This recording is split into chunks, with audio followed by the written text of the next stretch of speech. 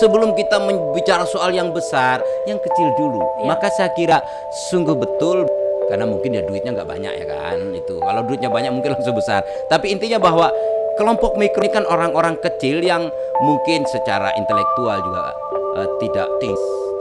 Belum ada paroki lain yang bisa menghidupkan dengan 15.000 bisa. Jadi Mbak setiap bulan nyumbang ikut arisan. Sekarang Tuhan Yesus nih yang disalib, gue bilang hanya minta 1.000 kalau kalian pelit terlalu.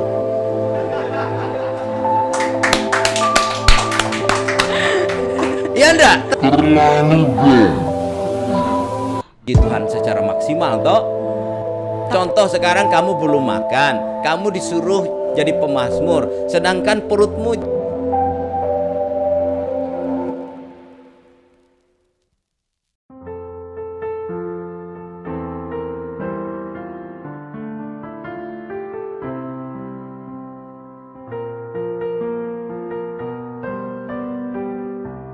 Oke, kita tos dulu, Pastor. Ya, satu misi, satu keluarga, satu perutusan. Halo sahabat MSF, jumpa lagi bersama saya Paulina Jaru, tentu saja di channel Badre Misafa dalam program TOS Talking on Spirituality MSF. Kali ini kita akan membahas berkaitan dengan tema ekonomi mikro atau usaha kecil menengah, dan saya sekarang sudah bersama dengan Pastor Petrus Prilion Ibardabot Binseng. Halo Pastor. Halo, selamat pagi Pastor. Pagi semuanya. Sehat ya Pastor ya? Sehat walafiat, sudah bebas, sudah divaksin 2 kali. Wah, luar biasa. Harus berani divaksin. Iya.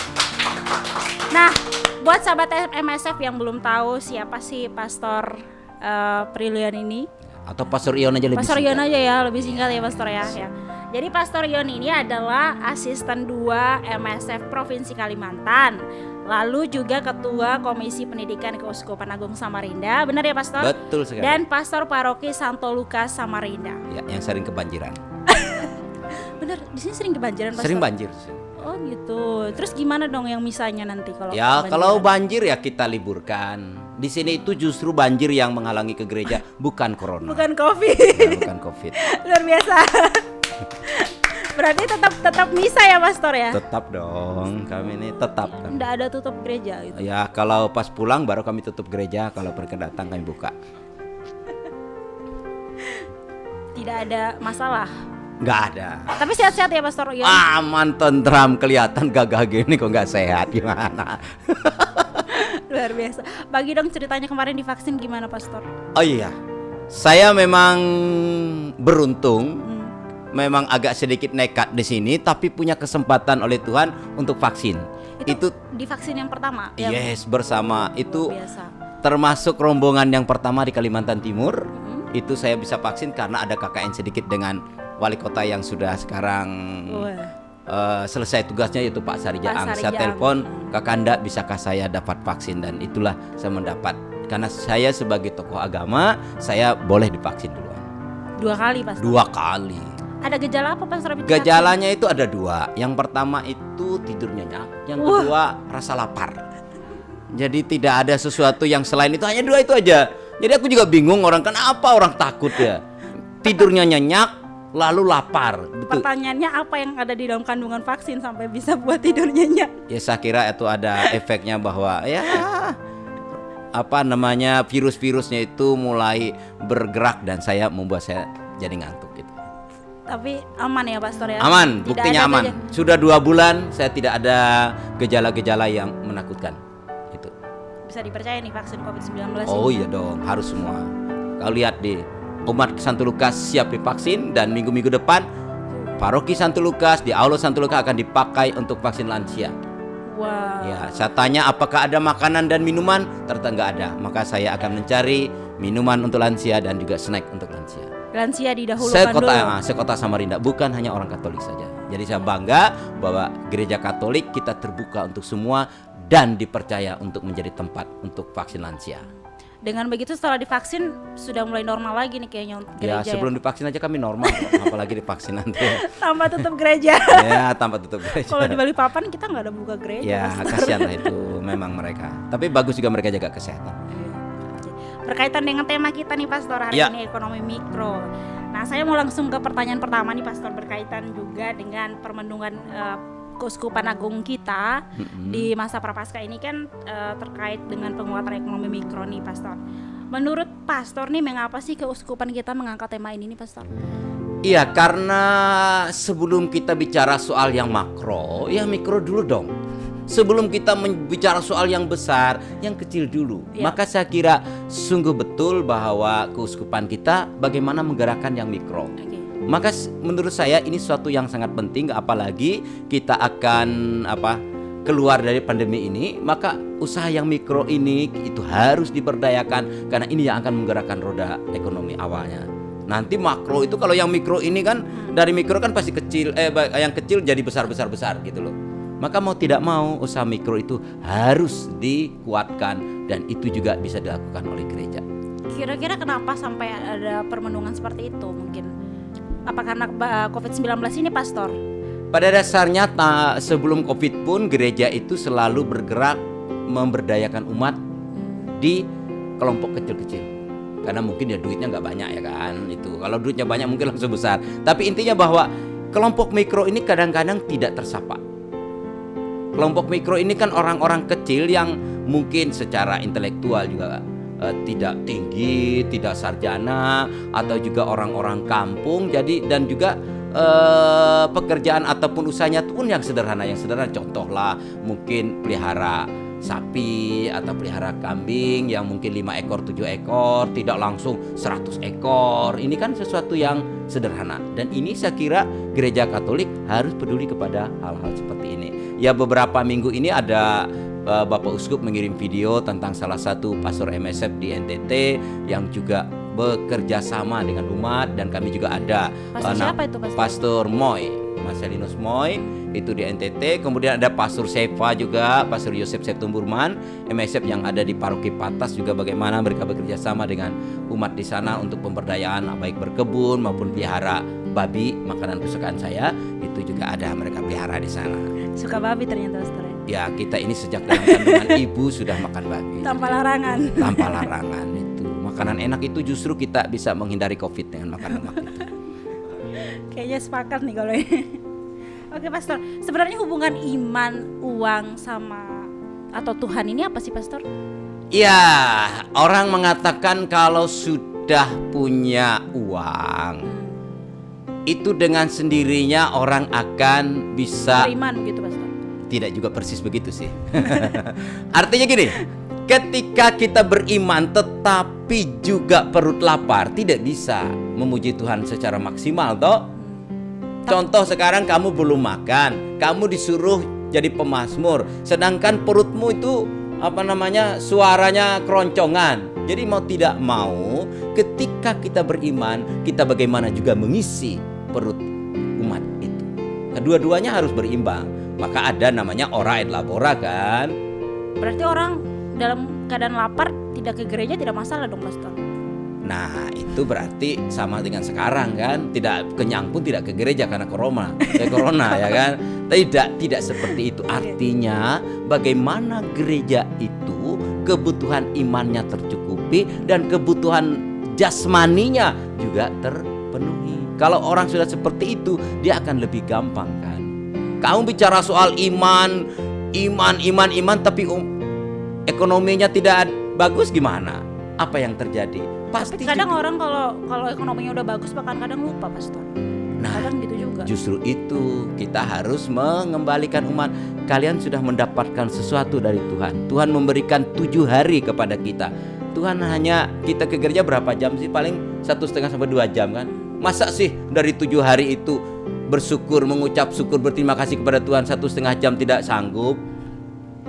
Tapi gitu loh. Siapa tahu ada yang kayak gitu. Nah, Santo Lukas nggak ada gitu ya umatnya. Saya selalu ingatkan, jangan sampai kalian datang ke gereja waktu mati. Itu pun kalau ketahuan, ya kan? Loh, itu namanya kita beriman kan? Harus kita betul-betul bahwa kita juga mengingatkan kepada umat, jangan hanya sekedar mencari ekonomi dan usaha terus tapi lupa juga bersyukur. Kita kan harus berbagi. Itu kan kalau saya masih ingat pendalaman iman tentang 10 orang kusta. Kan yang disembuhkan oleh Yesus itu 10. Iya. Yang kembali ke Yesus berapa? Satu, jangan sampai kita itu sudah ekonominya baik, sudah dicukupi oleh Tuhan, tapi kita melupakan Tuhan. Malah anaknya yang ke gereja gitu ya Pastor. Ya masih lumayan anaknya, kadang-kadang anak mamanya juga nggak ke gereja, kan lebih parah. Tapi saya selalu berusaha, saya sebagai pastor mengingatkan kepada umat, jangan sampai kita melupakan bahwa Tuhan itu sudah sangat baik kepada kita. Maka betul, iman harus diwujudkan dalam kehidupan kita, dan bentuknya itu adalah kita terpenuhi rohani dan jasmani. Itu sebabnya juga keuskupan kita tema permenungan prapaskahnya itu ya Pastor. Tentang ekonomi mikro. Menguatkan. Kalau secara data nih Pastor, emang masyarakat Katolik kita baik Keuskupan Agung Samarinda ini kira-kira ekonomi mikronya masih menengah ke bawah atau bagaimana Pastor? Kalau saya lihat sih di Kalimantan ini orangnya kayak kaya deh kayaknya. Tapi kalau kita terjun ke lingkungan-lingkungan, itu banyak umat kita yang tinggal di barak-barak. Dan banyak yang bos-bos perusahaan itu memperkerjakan umat-umat kita yang memang penghasilannya ya tergantung bekerja itu. Di daerah-daerah mana itu Pastor? Di daerah Samarinda ini. Kayak per ujung-ujungnya gitu ya? Ya di tengah kota juga ada. Kalau pokoknya di mana ada bangsalan itu apa ya? Kos-kosan gitu kos-kosan ya? Gitu kan, itu banyak. Makanya kami di paroki ini ada gerakan namanya pastoral sosial ekonomi untuk membantu mereka, baik dari sisi tadi itu ekonomi mikro maupun mereka dari sisi anak-anaknya untuk sekolah, untuk hidup mereka setiap bulan. Nanti itu setiap bulan kami juga beli. Karena itu. Jadi jangan kita melihat bahwa banyak orang kaya, yang tidak kaya ini lebih banyak ternyata. Ya tidak, syukur kepada Allah sih nggak ada yang kelaparan. Tapi bahwa penghasilannya pas-pasan, kadang-kadang kalau anaknya mau sekolah itu tidak bisa beli baju atau bayar SPP bulanannya juga tidak bisa. Maka kami dari Paroki Santo Lukas mencoba untuk mendata semuanya, sudah ada sekitar 70 lebih kepala keluarga yang harus kita bantu setiap bulan. Banyak sekali ya Pastor ya. Dari berapa banyak tuh untuk yang masuk di Paroki Santo Lukas? Itu kami punya kriterianya. Jadi tidak sembarangan juga kita bantu, tapi kita bekerja sama dengan ketua lingkungan. Kalau memang mereka ini termasuk terdaftar dari ketua lingkungan, lalu kita survei layak dibantu atau tidak. Kan sekarang itu banyak yang pura-pura miskin. Ya kan? Nah itu nggak boleh. Jadi bagaimana kita mengembangkan umat itu jangan sampai salah sasaran. Kita membantu umat jangan sampai salah sasaran. Karena ini kan uang dari umat untuk membantu umat. Jujur saja, sebulannya pura-pura miskin itu yang gimana Pastor? Ketahuannya dari mana sih Pastor? Contoh dari pemerintah, beras raskin yang dapat bukan orang miskin. Dapatnya malah orang kaya gitu. Yes, ya tidak kaya sekali tapi dia dianggap seharusnya tidak dapat raskin. Beasiswa, bapaknya pengusaha, ibunya pengusaha. Apa sih kekurangannya? Karena anaknya pintar maka dapat bisnis. Itu juga salah sasaran. Salah sasaran. Beasiswa pengertian saya adalah orang yang tidak mampu secara finansial tapi secara intelektual mampu, maka dia yang mendapat beasiswa, bukan orang kaya. Orang kaya biar aja dia pintar ya, orang tuanya juga bisa bayar, bisa nyekolahkan dia ke Amerika, ke Australia atau kemana ke luar negeri. Justru ini yang harus kita berdayakan dan harus kita sampaikan kepada umat itu, bahwa yang dapat beasiswa adalah mereka yang secara finansial kurang tetapi punya kemampuan intelektual yang lebih daripada yang lain. Setuju sekali dong Pastor. Tepuk tangan dulu dong. Pastor cocok nih jadi influencer ya Pastor ya. Ya biasanya saya kalau ngomong di depan gereja itu minta sesuatu tuh gampang. Iya dong, gampang. Triknya apa dong Pastor? Ya banyak senyum aja sih. Ya kalau kita itu semangat, umat kita itu semangat. Ya. Walaupun kita ketemu dengan orang miskin, tapi kita datang membawa kebahagiaan, mereka akan bahagia. Apalagi kalau kita membawa sesuatu, ya pasti bahagialah, ya kan. Jadi selain kita berkunjung secara rohani tadi kan iman dan iman ini uang Tuhan. Ya iman dan Tuhan. Pokoknya jasmani rohani itu harus terpenuhi itu loh. Itu harus terpenuhi dan itu muncul kalau kita bahagia dan kita orang yang optimis, yang berpikiran positif. Jadi triknya ini senyum dulu ya Pastor. Senyum dong, harus disapa. Jangan lupa senyum. Iyalah. Sapa TMS, apalagi kita orang beriman ya Pastor ya. ketemu sesama umat juga harus senyum. Ya, makanya saya tuh sedih ketika zaman pandemi corona ini, ketika pakai masker, saya kehilangan semangat. Saya tidak bisa melihat lagi orang tersenyum. Maka saya berdoa terus supaya cepat tidak pakai masker. Benar sekali, Pastor. Ya. Kita bingung mau senyum gimana orang ketemu. Iya, yaitu. Kita ini cewek-cewek juga mau make up juga bingung. Makanya Pastor. saya kalau pengantin saya nggak pakai, saya suruh tidak pakai masker. Karena kasihan dia sudah cantik-cantik pakai masker. Nah, suatu ketika itu ada ibu pengantin pakai masker, tapi dia itu pakai gincu seperti Mbak ya. Nah, ketika dia buka masker, gincunya sampai sini gitu. Jadi akhirnya gue bilang, Bu, tutup saja karena daripada dia malu kan. Ya itu mungkin gincunya tidak yang mahal, saya nggak tahu juga, saya nggak ngerti soal gincu. Tapi itu pengalaman saya di zaman pandemi corona ini. Bagaimana orang pakai masker, tapi dia pakai gincu. Ketika dia buka masker, di sini semua penuh. Ini real, ini di Santo Lukas. Tapi semua umat patuh pakai masker kalau di Oh iya, wajib, kita kan harus wajib pakai masker di sini. Jadi ada apa? Pakai suhu tubuh, kemudian juga pakai masker, lalu pakai bilik disinfektan juga, ya kan? Itu semuanya ada di sini. Walaupun tadi pengecualian kalau ibu-ibu tadi ya. Kalau pengantin saya untuk pengantinnya saya boleh, karena dia dipoto seumur hidup kan. Kasihan sudah cantik-cantik didandani pakai masker. Ya kalau maskernya serasi dengan baju nggak apa-apa. Kalau bajunya putih maskernya merah kan nggak lucu juga.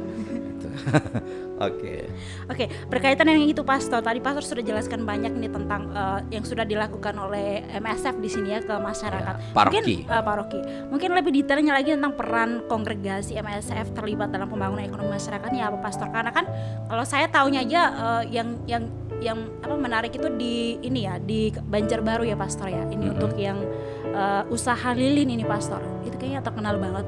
Kan saya tahu itu aja nih. Kalau yang lain-lainnya kan saya nggak tahu nih. Boleh diceritakan sedikit nih Pastor? Oke, kalau usaha dari provinsi MSF memang salah satunya lilin yang ada di Banjarbaru. Ya, tapi kalau di paroki itu memang ada kemampuan dari pastor parokinya. Apakah dia seorang yang inovatif, yang kreatif? Contoh, kalau kalian lihat tadi di depan kan ada gedung.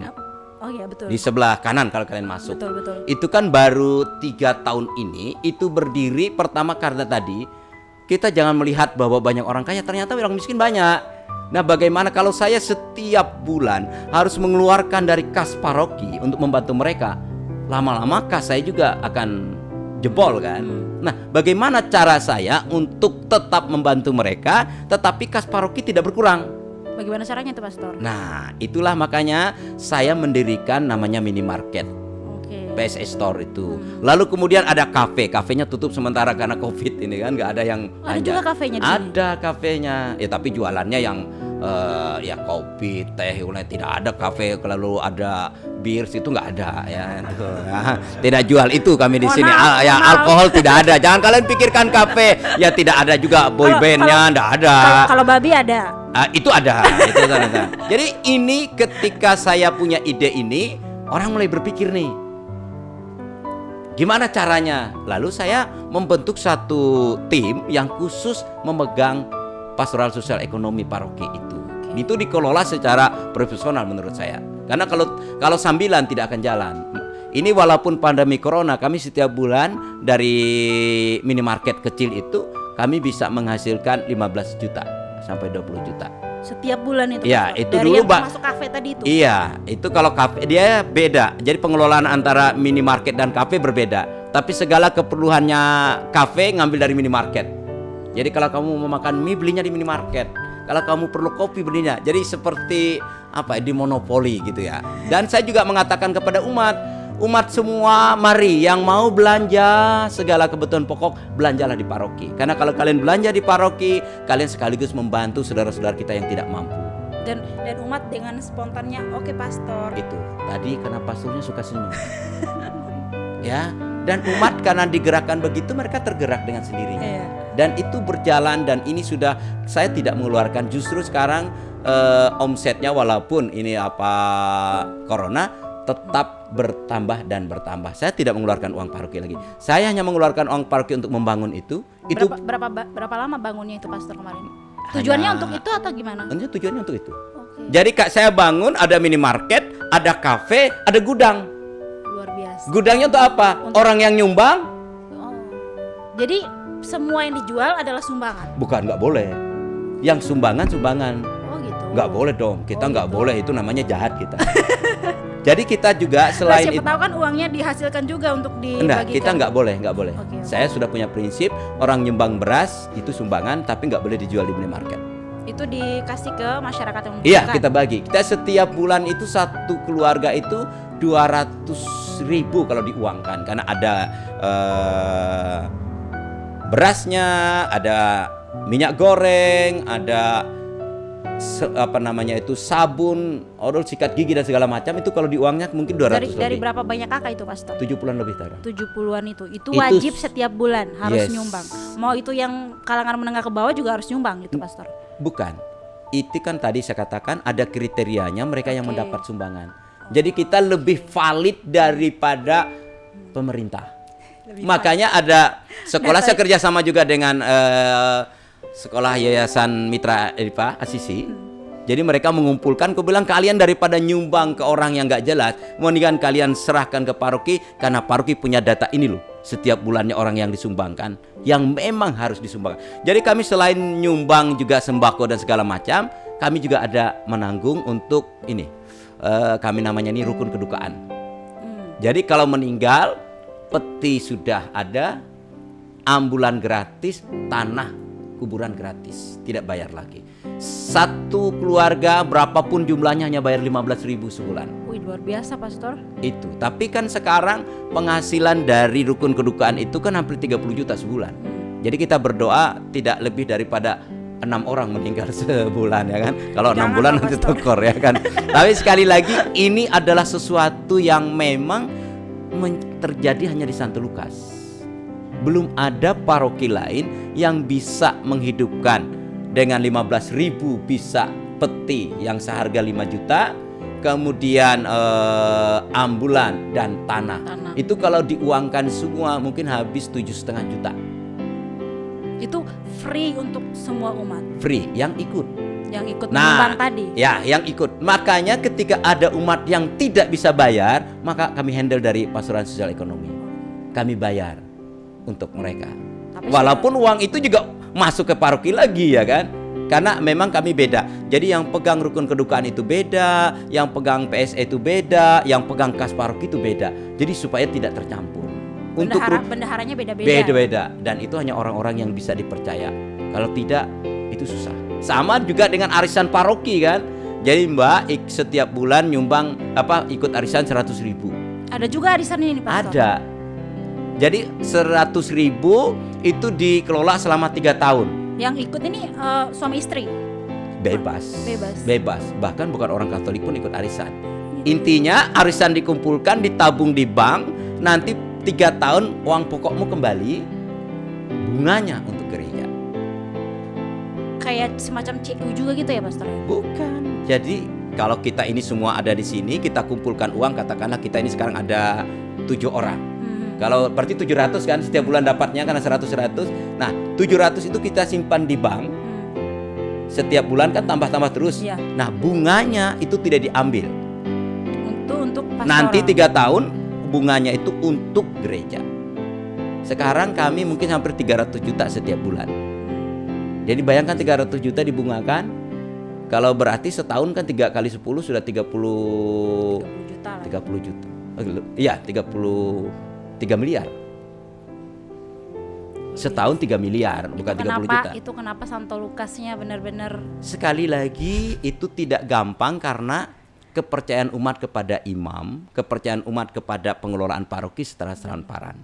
Jadi bukan semata-mata karena meyakinkan umat aja, tapi harus membuktikan gitu ya, Pastor ya? Itu pasti. Kalau sekali lagi kalau mereka percaya, mereka akan percaya. Tapi kalau kita sudah punya cacat, selesai kita. Itu kekuatan. Apapun kita, kalau kita bisa dipercaya, itu pasti gampang. Tapi Pastor Yon membangun ini di Santo Lukas saja, Pak? Sebelumnya di paroki lain juga? Baru di sini. Aku kan baru pastor paroki di sini. Dulu kan pastor rekannya Pastor Rupang saya, ya kan.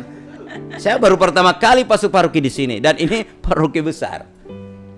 Ya, saya juga sambil belajar. Kenapa sampai terinspirasi untuk sampai sejauh ini, Pastor, untuk Santo Lukas? Tadi saya katakan Kalau mereka beriman dan mereka perut kenyang, itu kan bahagia. Kalau semua umat itu dalam tanda petik tidak harus kaya raya kan, tercukupi, maka sudah bahagia saya melihat mereka. Pasti kalau mereka tercukupi, kalau mereka masak, nanti ingat Pastor Ion ngantar. Tapi kalau mereka sendiri kurang, nggak mungkin mereka ngantar, ya enggak? Bener. Sederhananya begitu loh. Ya. Kalau umat itu bahagia, pastornya bahagia. Kalau umat itu tercukupi, nanti kalau mereka masak di rumah, jangan lupa loh, Pastor Ion suka loh makanan ini, antar. Gitu loh. Dan akhirnya apa yang terjadi di parkir itu. Jadi semua orang kalau masak di rumah pasti ingat ngantar, walaupun tidak banyak. Gitu. Jadi semua merasa bahagia karena umat sudah dibantu, mereka akhirnya juga aktif di gereja. Malu dong, sudah dibantu Tuhan. Dari 70-an kakak itu aktif semua di gereja. Aktif mereka. Karena malu kan. Harus aktif kriterianya di gereja, di lingkungan. Biasa ya, Pastor. Kalau enggak, kita enggak nyumbang. Ini kan kalau kita lihat kan kalau di gereja-gereja kan yang aktif paling orangnya gitu-itu aja umatnya kan. Tapi kalau di sini semua yang masuk dalam stasi Santo Lukas itu Ya karena mereka punya kerinduan. Pertama, kayaknya rindu gitu loh. Sekarang coba, zaman pandemi corona mereka rindu untuk ke gereja. Mereka rindu. bener. Tapi Dan di sini akhirnya kan- kerinduan mereka tidak saya tutupi, aku bilang siapapun, tidak dibatasi umur, tidak dibatasi, siapapun yang sehat silahkan datang ke gereja. Maka satu-satunya nggak dibatasi umur ya di sini. tidak perlu dites. Tidak perlu. Semua yang sehat boleh datang ke gereja. Itu. Sekarang bahagia kan? Pastornya juga bahagia. Bahagia coronanya lari. Tapi nggak ada yang positif kah umat Santo Lukas Pastor sejauh ini dari awal corona? Ada sih yang Ada. positif, tapi diobati. Urusan obat saya memang ya karena kita baik, umat banyak yang baik, jadi mereka yang tahu ada obat itu titip ke saya. Kalau ada umat yang sakit, saya hanya nyalurkan, tidak usah bayar. Jadi saya ini selain dikenal sebagai pastor paroki, saya juga Dokter juga penyalur obat juga dan jual peti mati. Gitu. Jadi di paroki ini saya terkenal. Dan kalau peti mati itu Jadi- tidak hanya orang Katolik, Jadi- orang di luar Katolik pun tahu gitu loh. Jadi sahabat MSF tadi jabatannya bertambah ya, nggak cuma asisten 2 sama Jualan peti. Jualan peti ya, jualan peti. Tuh. luar biasa. Sekali lagi tepuk tangan. Saya kayaknya keren banget Pastor ini. Saya di mana-mana soalnya nggak pernah lihat Pastor Ion sekeren ini gitu, ternyata membangun suatu paroki yang sampai berkembang seperti ini Pastor. Tapi saya belum lihat loh Pastor yang PSE ini. Kayaknya tapi tetap aktif itu setiap hari Minggu. Ada. Kalau Kecuali begini kafe dibuka. tadi ya. Ya. Kalau biasanya kan harian buka semua, tapi sekarang karena sekolah tutup, ya hanya yang lebih banyak kami jual sekarang benda rohani. Awalnya benda rohani nggak dijual di sini. Tapi karena zaman pandemi corona ini, saya membaca gini, yang menikah kan banyak di sini nih. Kenapa saya tidak membuat sesuatu yang sudah lengkap, mereka tinggal ngambil. Jadi semua yang menikah saya bilang wajib beli di sini. Ini agak sedikit. Apa tuh kayak gaun pengantin? Bukan, benda-benda rohani. Oh gitu. Ya, Kayak ini apa, patung keluarga kudus, salib semua. Alkitab. Kami kita semua sudah siapkan Oke. kitab suci. Jadi ada kriterianya. Kalau ada sekian harganya sekian, kalau yang segini sekian gitu loh. Iya dong. Kriterianya apa nih? Nah, ada ya kan patungnya besar, Oh, ada yang gitu. kecil ya kan, atau ada yang super lengkap, ada juga gaya juga kita kan. Jadi memang umat itu menjadi senang gitu loh. Ngambilnya dari mana Pastor? Kita pesan dari Jawa. Oke. Nah, pesan dari Jawa. Channelnya banyak ya Pastor. Masa dikasih gratis dong ini? Kita nggak kan itu uang berputar itu. Oh ya. Pastor pun ke situ bayar ya. Saya enggak. Jadi kalau saya belanja di situ saya bayar. Saya jujur, saya enggak mau. Jadi karena itu kan uang berputar. Itu kan kalau nggak berputar nanti gimana? Ya. Karena kita juga ada yang jaga, kita gaji juga. Benar. Ada yang jaga, gaji kita. Yang jaga itu orang Katolik juga ya? Iya dong. Ya. Karena dia bisa paham nanti kalau bukan Katolik, apa mau dia pegang patung Yesus ya kan? Atau patung Bunda Maria, ya Katolik lah, pasti Katolik. Dan itu juga anak-anak kita yang kita rekrut untuk ke situ juga. Berarti kalau yang mau nikah nggak perlu.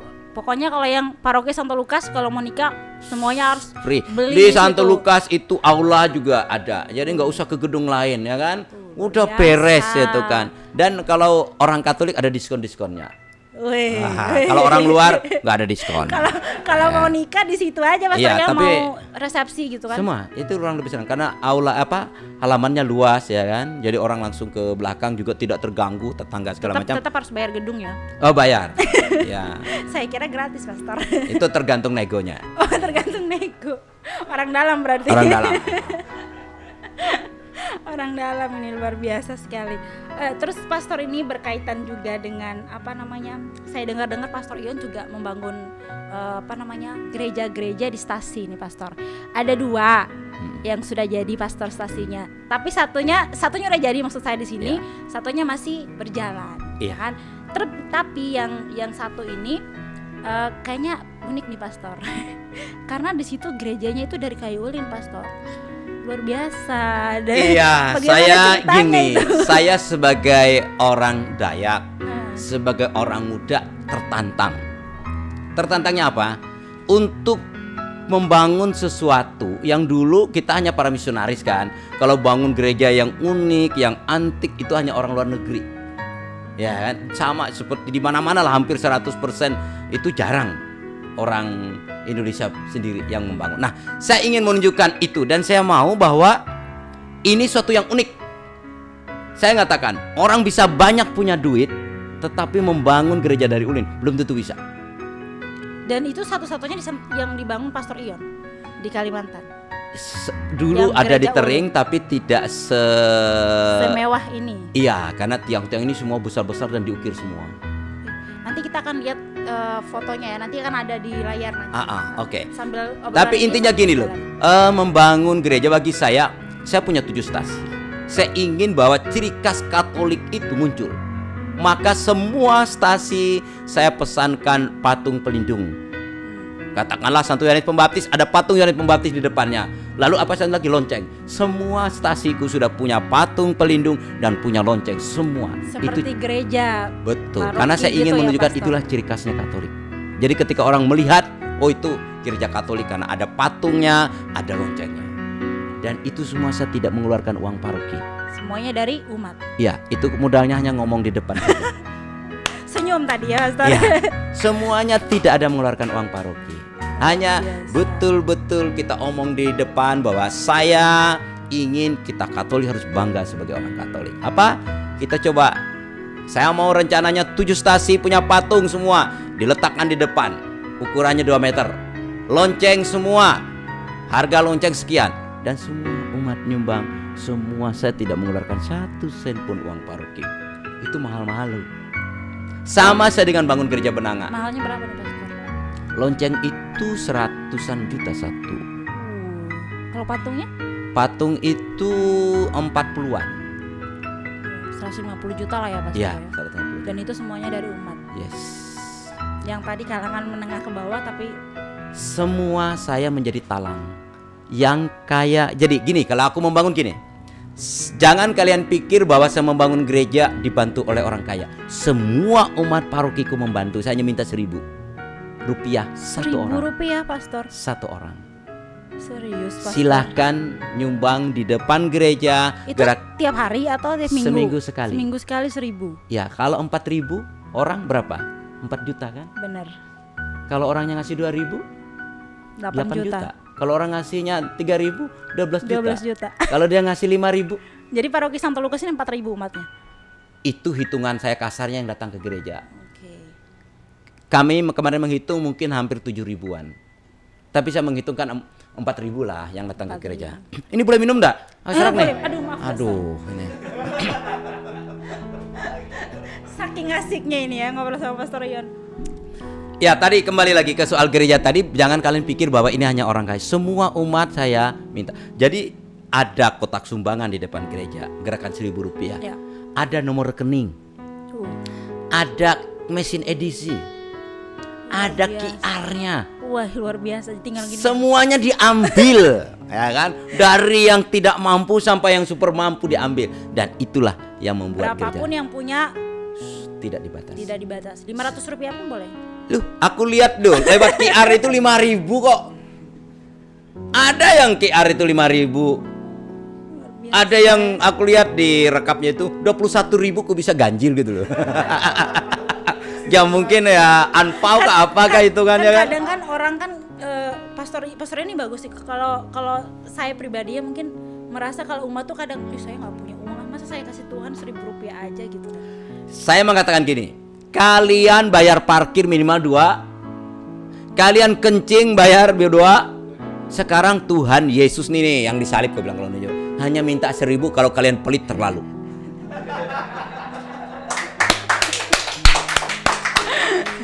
Ya enggak, terlalu dong.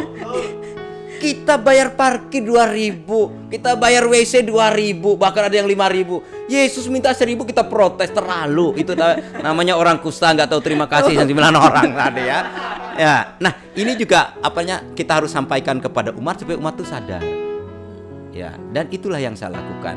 Makanya tidak perlu khawatir lagi malu nyumbang 1.000 rupiah. Iya, kalau 1.000 terus ya. Kan yang punya duit nggak mungkin nyumbang 1.000 Kak. Iya betul. Iya dong. Malu lah. Iya dong. Pasti 50-100 kan. Tapi yang 1.000 pun tidak malu untuk. Iya benar. Nyumbang. Tapi sebelum semuanya itu bisa terjadi, kita harus dekat dengan umat. Kita harus menyapa mereka semua. Kalau tidak bisa jalan. Dari rumah ke rumah dulu berarti pastor? Tidak, kita jawab kalau kita di rumah. Ya, kalau pokoknya gini, seorang pastor tidak boleh membeda-bedakan. Semua harus disapa. Apapun sukunya, apapun profesinya, apapun jabatannya, kita harus menyapa semua. Itu harus ada dalam diri seorang imam. Banyak sekali dong yang ada di pastoral Santo Lukas ini. Iya, ini termasuk paroki yang hidup, jujur. Se-Kalimantan. Saya tidak berani mengatakan itu, minimal dibandingkan yang saya dulu gitu loh. Tapi hidup nih, karena di sini memang orang kaya dan orang yang tidak kaya itu bisa klop. Bahkan orang kaya pakaiannya lebih sederhana daripada orang yang tidak kaya. Gitu ya pastor? Iya, karena mereka nggak perlu menunjukkan lagi mereka kaya kan? Karena udah balance tadi. Iya enggak? Iya. Jadi orang kaya tidak lagi perlu menunjukkan dia kaya kan? Dia biasa aja. Maka yang paling saya senang, orang-orang kaya lebih suka ikut saya ke stasi. Oh gitu. Walaupun banyak lalat makanan, ya namanya di stasi kan. Aku bilang kalian enggak apa-apa pastor, biasa aja. Nah, ikut mereka ikut. Justru dengan lewat mereka aku bisa, kalau ide-ide yang ini bagus. Ini loh ternyata ya, kalian bisa ini melihat. loh apa umat kita, dan mereka nyumbang. Itu. Dan yang paling saya suka itu bahwa saya punya banyak teman yang bukan hanya Katolik. Luar biasa. Saya lewat bulu tangkis, separuhnya bukan orang Katolik. Dan itu terlibat juga dalam pembangunan. Yes, semua diminta. Itu namanya berteman yang positif. Iya, semua lewat, baik dari bulu tangkis, minum. Ya agak sedikit ya minum. Nggak banyak-banyak, tapi temannya banyak. Kemudian juga mancing. Walaupun aku bukan pemancing, sekali-kali aku ikut. Hanya untuk mengakrabkan dengan mereka. Jujur, main bulu tangkis, mereka taruhan. Jadi siapa yang menang, yang kalah nyumbang pampang. Gitu. Bukan taruhannya untuk dirinya. Jadi yang kalah nyumbang. Ini suatu gerakan-gerakan yang menurut saya sesuatu yang dulu juga nggak saya pikirkan. Dan mereka ini kan orang-orang yang bukan Katolik tetapi juga mau membantu. Pastor dari mana sih belajar itu pastor? Kok bisa sampai kita kala-kala ini loh kepala dinas apa namanya, pariwisata ya? Bukan pariwisata, ekonomi kecil menengah itu loh pastor. Gimana ya, kita belajar dari hidup kan. Karena kita ingin semua bergerak, jadi saya hanya talang, jadi orang kaya bisa membantu orang yang kurang mampu.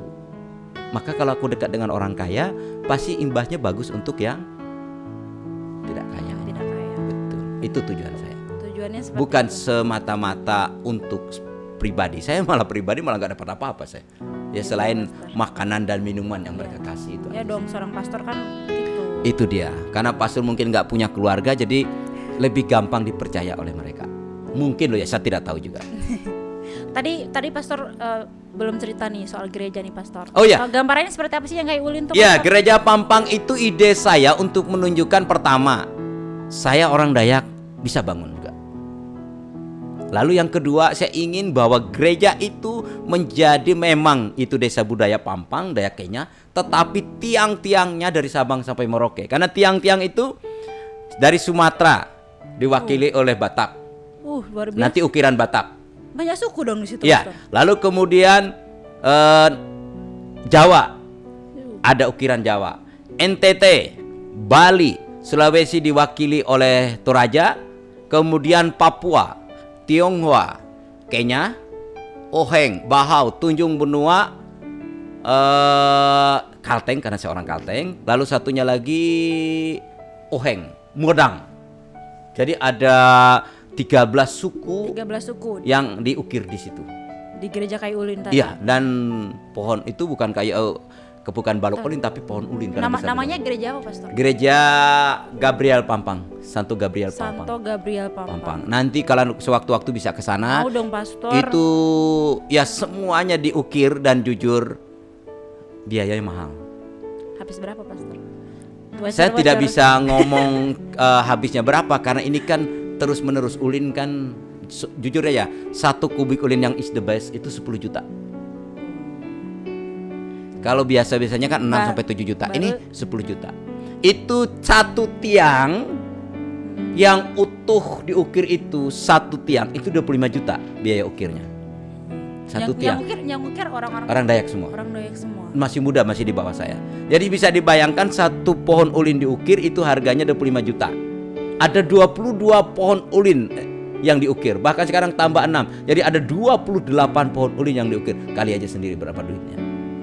1 pohon ulin yang 12 meter itu untuk pondasinya itu memerlukan semen 62 sak. Ya ampun, Pastor, keren. Karena saya membangun bukan untuk 5 tahun tapi untuk 100, 500 tahun sampai 1000 tahun. Kayu ulin kan kuat-kuat ya, Pastor ya. Iya, saya berharap bahwa itu bisa dinikmati oleh generasi selanjutnya.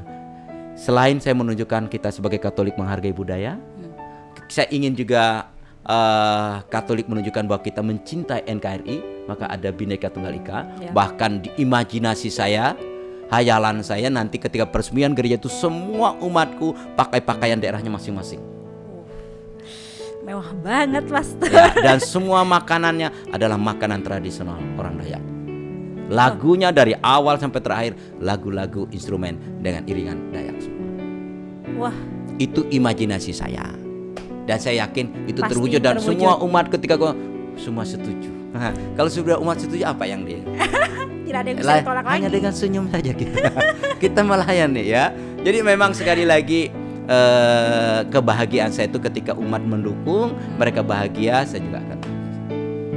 Luar biasa. Nanti kalau yang mau lihat foto, sudah ada foto-fotonya kan, Pastor? Sudah berapa persen sih pembangunannya, Pastor? Pada dasarnya kalau mau dihitung sih mungkin belum sampai 50%. Sampai 50%. Tapi Karena sudah itu kan kelihatan ya sudah kelihatan, ukiran-ukirannya. sudah. Tapi sudah ada foto-fotonya. Nanti kita akan lihat di Siap, layar. pasti ada foto-fotonya. ya. Pasti keren banget. Jangan lupa dong, Pastor, undang Ya, kita. ini karena dia masih setiap tiang itu Santo Santa juga. Oh gitu. Ya. Santo Gabriel tadi ya. Santo Gabriel nanti akan ada patung di depan dibuat. Okay. Jadi nanti kiri kanan akan ada akar ulin yang dibalik dan diukir. Santo Gabriel. Yang Santo Gabriel ini yang nanti patung. Kalau yang di semua tiang itu semua ada Santo Santa gambarnya. Dan itu yang ukiran langsung ya, bukan yang foto-foto ya. Nanti bukan gambar. ini karena kebetulan direkam nih, silahkan datang ke Pampang karena Pampang itu nanti gereja saya bukan hanya milik Katolik tapi menjadi ikonnya Kota Samarinda dan ikonnya ibu kota negara Republik Indonesia yang akan pindah ke Kalimantan. Berarti disupport dong ya dari Pemprov, Pastor. Ya, untuk sementara saya nggak berani minta karena zaman pandemi corona. Saya nanti tapi ketika peresmian saya akan ngundang mereka semua untuk menunjukkan. Saya memang membangun gereja Pampang tidak bisa material disumbangkan, hanya minta uang karena kan semuanya harus saya menentukan semuanya. Kalau dulu membangun gereja Pampang gampang saya perlu semen, siapa yang mau nyumbang semen, saya perlu keramik sama banyak kan pengusaha-pengusaha. Tapi kalau ulin nggak bisa, harus nyumbang duit. Harus nyumbang duit. Itu yang susahnya, itu menjadi perjuangan satu keuningan membangun gereja Pampang dan saya suka duduk di sana. Dan itu disumbang sama umat semua. Saya berusaha tidak mengeluarkan uang paroki tapi gerejaku jadi. Tapi hampir 50% berarti sebentar lagi dong, Pastor. Iya, dan saya yakin tahun ini selesai. Luar biasa. Amin. Amin. Ya kan? Jadi tahun ini kita sudah bisa datang ke sini ya, Pastor? Pasti silahkan, pasti saya akan undang semua. Dan saya target saya sih untuk 2.000 orang. Kita nanti podcast lagi di itu. Ya di boleh. Itu nanti lemang untuk 2.000 orang. Wow. Nah, itu nanti kalian harus pakai. Tapi ada syaratnya tadi kalau datang. Apa itu, Pastor? Harus pakai baju daerah masing-masing. Aku Flores. Iya, pokoknya harus pakai baju daerah. Karena saya ingin menunjukkan kepada masyarakat ini loh Katolik itu NKRI betul. Inilah Katolik itu miniaturnya Indonesia, menjaga kebinekaan dan itu diwujudkan betul dalam tiang-tiang gereja kita. luar biasa. Oke Pastor, kita sudah ngobrol banyak nih Pastor. Tapi sebelum kita closing Pastor ya, saya punya permainan nih Pastor. Boleh. Punya permainan. Jadi saya akan menunjukkan Pastor sebuah gambar nih Pastor. Sebuah gambar, nanti Pastor akan menjelaskan ke kita semua, ke sahabat MSF yang di rumah, sebenarnya ini Pastor lagi di mana sih gitu kan. Oke. Ini sudah dikirim nih gambar-gambarnya sama Pastor Tarsi nih Pastor. Oh ya kan. Gambar apakah itu gerangan? Ini di mana Pastor? Kayaknya keren banget ini, pakai topi ini petani. Ini gambar saya ya. Terus siapa dong? Ibu beda ya di foto sama aslinya Pastor. Iya, saya tidak nyangka kalau ini foto saya ya. Iya, foto saya ini saya menjadi misionaris ya. Jadi para misionaris pertama. Ini di mana ya? Aku lupa juga ini. Mana nih, Pastor? Beda ya Pastor. Saya juga beda. Iya, sepertinya bukan saya ini. Ada kumisnya itu Pastor. Ya itu. Ini mana? Acara apa ini ya? Saya dulu memang dari sejak kecil suka drama. Oh gitu. Ya, saya dulu selalu memerankan tokoh-tokoh besar sejak saya SD. Itu pemerannya dari Soekarno, Panglima Sudirman, Bung Tomo, Yosudarso. Itu semua saya, Kapiten Patimura. Itu saya menjadi tokoh-tokoh. Dan suka Pangeran Diponegoro. Kalau bikin drama atau baca puisinya pasti diserahkan kepada saya. Boleh dong sedikit-sedikit aja puisi. Wah. Pangeran Diponegoro, buah pena Khairil Anwar di masa pembangunan ini.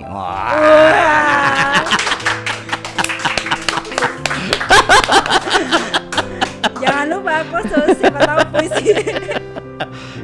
Jadi ini juga saat itu memerankan drama Pastor? Iya, drama itu sebagai misionaris MSF perdana yang datang ke Indonesia waktu itu. Ya. Luar biasa. Ya, saya suka. Saya juga gini, semangat para misionaris itu saya tanamkan dalam diri segini. Mereka dulu datang ke Indonesia untuk dalam tanda petik mengkatolikan orang. Sekarang tugasku apa? Menjaga Katolikan itu. Yes. Jadi kalau sampai saya malas, saya malu dengan para misionaris. Apalagi hari ini kami juga ulang tahun. Oh, ini ulang tahun satu. Ulang tahun bukan, ulang tahun MSN. Oh.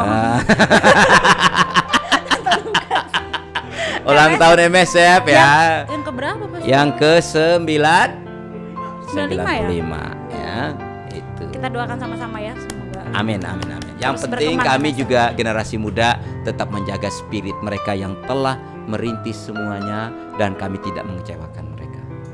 Itu semangat. Luar biasa. Next Pastor, Ya. gambar berikutnya. Ini Pastor. Ya, itu salah satu patung keluarga kudus di tiang ulin yang ada di Gereja Pampang. Oh, ini Pastor. Ya, nanti di sekitarnya ini akan Ini ada. yang di depannya, Iya, jadi semua pohon ulin itu semuanya ada seperti itu. Jadi ada patung Petrus Brilion juga. Serius? Serius? Jadi jadi tiang itu ya ini harus saya bocorkan. Jadi salah satu tiang itu ada tiang ukiran, lalu kemudian di situ Santo Petrus. Santo Petrus. Ya, kebetulan di tiang itu ada dahan dan itu nggak dipotong. Dan itu dibuatlah patung. Nah, rupanya pengukir ini mereka ingin menyumbangkan sesuatu dibikinlah patung saya. Serius Pastor? Ya, lalu di situ yang udah ini, ditulis yang ini. lain, lalu ditulis nanti kalau kau datang ke sana ditulis di situ P titik Ion MSF di kakinya.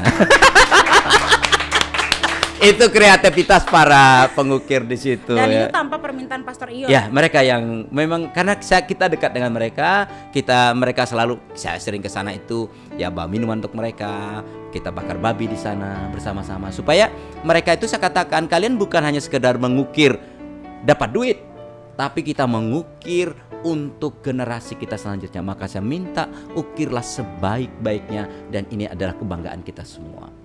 Itu. Jadi enak saya jadinya. Keren banget Pastor. Ya, itu salah satu tiang saya. Ini tiangnya kan sebesar ini toh? Iya, benar. Ya. nanti datanglah ke sana. Sayang kalian pulang malam ini ya. Kalau tidak, besok aku bisa di sana. Oh gitu. Aduh, kalau enggak kan besok kita ke sana, Iya, Pastor. Ini kan belum diukir. Ini nanti ini semua ukiran-ukiran. Di sini juga diukir semua.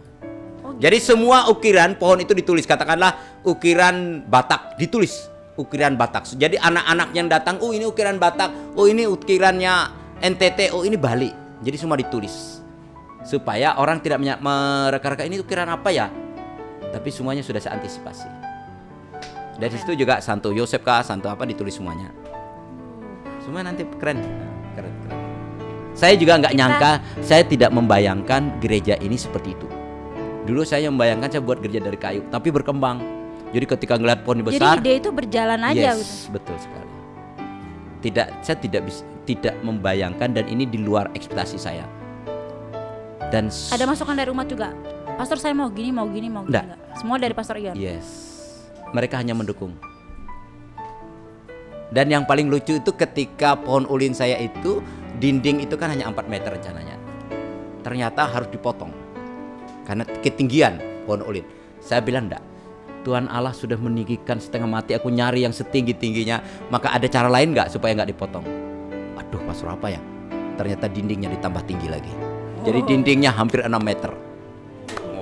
Demi ulin tidak boleh dipotong. Pokoknya kita doakan sama-sama ya, amin, sahabat amin, MSF amin. ya Pastor Ya, yang di amin. rumah. Semoga Ya. ini gerejanya cepat selesai tahun ini ya Ya, Pastor. Dan kita semua bisa mengikuti acara peresmian ini. Dan Pastor. rencana saya peresmiannya saya tunggu corona selesai dulu. Siap. Karena Tapi kayaknya nggak tahun ini Pastor. enggak, target pemerintah 17 Agustus bebas. Kita harus dukung dong. Ya dong. Saya harus dukung. Apalagi sudah ada vaksin ya Pastor Iya, ya. dan semua orang kalau katanya kalau sudah sampai 70% yang divaksin itu sudah dianggap aman. Maka kita berharap kita vaksin, maka lansia pun vaksin. Ya ini promosi juga lansia di Santo Lukas ya, sekota Samarinda. Ini sumbangan kan. Jadi kita itu kenapa saya punya kenalan banyak, karena saya juga masuk ke kelompok-kelompok itu dan mereka senang. Banyak efek semuanya itu, mereka lalu senang, mereka suka ke gereja Katolik, ujung-ujungnya bisa jadi Katolik juga.